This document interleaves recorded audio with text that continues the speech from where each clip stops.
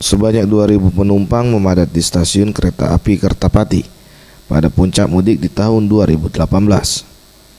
Dedik Sunarko, Kepala Stasiun Kertapati Palembang, mengatakan jumlah penumpang di tahun ini mengalami peningkatan sekitar 10% dibandingkan tahun lalu karena adanya penambahan sebanyak 400 tempat duduk serta 2 gerbong kereta api sebagai antisipasi penumpukan penumpang selama arus mudik.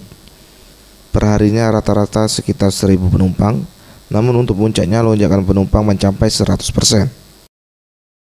Dilihat dari penjualan tiket kita di manifest memang H-7 sampai dengan H-7 ya itu memang sudah habis.